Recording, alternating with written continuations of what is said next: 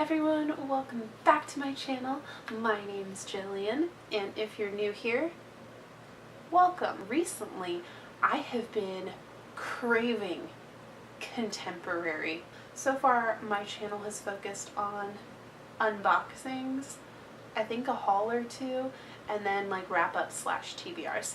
So for this video today, I figured I would talk about my favorite contemporary young adult books of all time. I have a pretty intense list here. I'm going to go over the books really quickly. I don't have any of the physical copies with me, so I'm going to pop the pictures right over here, and let's just talk about some good books here. Just know that I am very well aware these books are not going to be for everyone. These books are for a very specific type of reader. If you're looking for fluffy young adult romance, contemporary coming of age stories, and basically just books you don't have to think a lot to enjoy. Let's get into this list. What am I doing? The first book / series I would like to talk about is To All the Boys I've Loved Before by Jenny Han. This is a trilogy. The story centers around our main character, Lara Jean, and basically she has written a love note to every guy she's ever loved, and she stores them in a hat box that her mother gave her, and one day all of those letters get mailed out and craziness ensues, and it's just so much fun. I will say the first book, in my opinion, is the peak of the series. I don't think it needed to be a trilogy. The next two books in the series are cute and fun and fluffy, but to me they just weren't nearly as good as the first book. Book number 2 / series, I guess, is another one by Jenny Han, and it is The Summer I Turned Pretty. What's funny about this book series is that it has a slew of things that I don't read about and I don't enjoy. Love triangles, whiny main characters that are like so beautiful but don't realize they're beautiful, and like brothers fighting over one girl. But I ended up reading them all really quickly back to back. I read the first one in one day because I couldn't put it down, and it was just a really fun, lighthearted, summery book that you read when you're by the pool and you don't want to think. Our story focuses on Belly, who is this girl who's kind of been growing up. She's kind of always felt like the awkward, ugly duckling, and she has spent summers with Conrad and Jeremiah. We follow her kind of developing feelings for them and them developing feelings for her in return, and her trying to navigate that through the summers she's growing up. And it's just not quite as good as To All the Boys I've Loved Before, but definitely a really good, happy summer contemporary book. The next book I want to talk about / series is one that I've only read the first book of, but I loved it so much I am going to order the rest of the series, and that is Burn for Burn by Jenny Han and Siobhan Vivian. Like I said, I haven't read this entire series, but the first book was so much fun, and it's basically about these 3 girls who all kind of have pasts, and they end up making a pact to get revenge on these people who have wronged them in their lives. So the 3 of them form a really interesting friendship. It's not a romance book, so that's kind of what makes it stand out on this list, but it is a lot of fun. The next one I'm not going to talk about too much because everyone has heard about it, and that is Since You've Been Gone by Morgan Matson. This book focuses on Emily and Sloane, who are best friends, and Sloane is kind of the person that Emily has relied upon to bring Emily out of her shell, and one day Sloane just kind of disappears, leaving with Emily a list of 13 things to do over the summer, and Emily gets this idea that if she completes this list, it's going to lead her back to Sloane. This story is about Emily finding herself, coming out of her shell, making new friends, and just going on this epic adventure. Next book I want to give a mention to is probably the least well-known book on this list, I would say, and that is Prada and Prejudice by Mandy Hubbard. This book is about a girl named Callie, and she goes on a school trip to London, and she's thinking that this is going to be the time that she finally becomes one of the popular girls, and she buys this really overpriced pair of Prada high heels, thinking that this will be the key to success. These shoes end up transporting her in time back to 1815. She meets Alex, who is a duke, and basically half of the book is her spent trying to figure out how to get back to her time, and half of it's trying to figure out how to blend into 1815 without it being too obvious.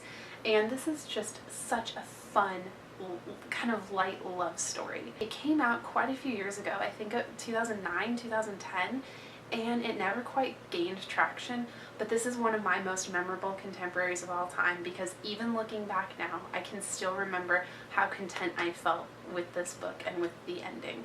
The next book I have to mention is Peace, Love, and Baby Ducks by Lauren Miracle. Rather than focusing on, you know, drama, revenge, or love, this book focuses more on family dynamics and a sisterly bond and kind of the stretching and pulling that happens through those bonds as you grow up. This book centers around our main character, Callie, who is kind of tired of the life she's been living. She kind of wants to be special, she aspires to something more, and she's always counted on her younger sister, Anna, who has always been there for her, always kind of backed her up. One summer, Anna finally turns pretty. So cheesy, but whatever.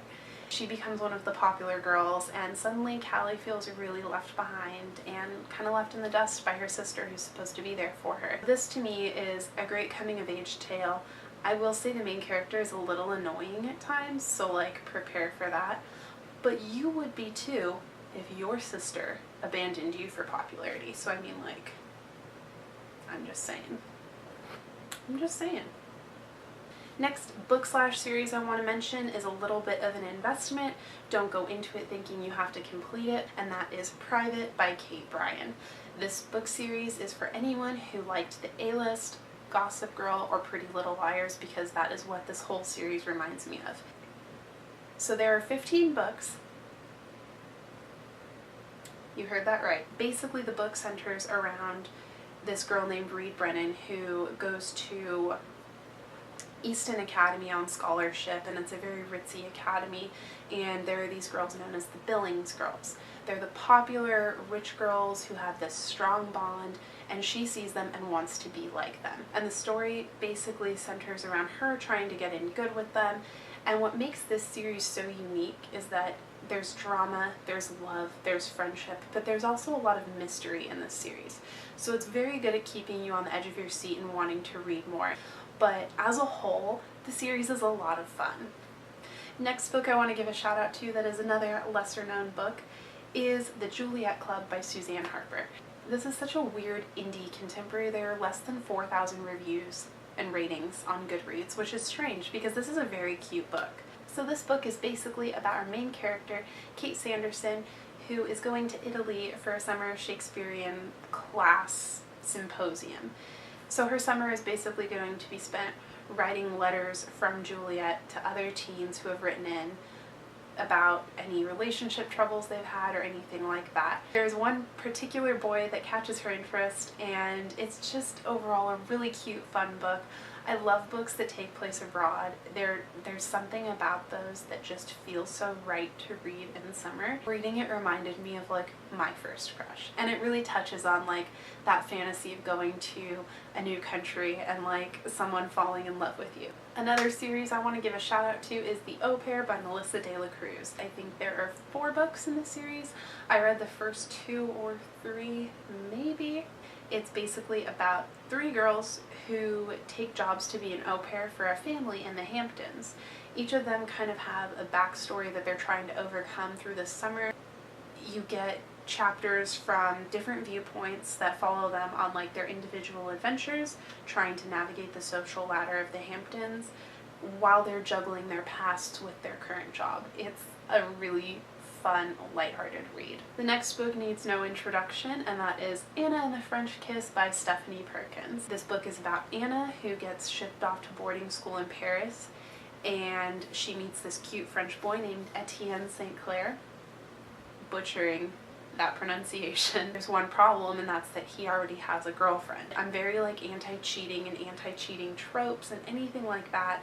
I don't really believe in it, but like this book did a service to little baby Jill when she was in high school, because, you know, don't even act like you haven't had a crush on someone who had a relationship and you had this dream like, oh, he's gonna realize I'm the one for him. It's so stupid, and we wouldn't wish that upon anyone once we've grown up and realized the dynamics of relationships. But this book was fun despite that. But if you can kind of put that to the side, you can enjoy this nice, fun story about a girl going to a foreign city and meeting someone and falling in love. just try and overlook the slight problems. Slight problems. Next book I'm not going to talk a lot about, but that is Leroy Liars by E. Lockhart. And this is kind of a unique book on this list in the sense that it's not really 100% contemporary. It's like contemporary sprinkled with like some mystery and some drama. It's very unique. I'm not going to talk about the premise. If you haven't been spoiled for this,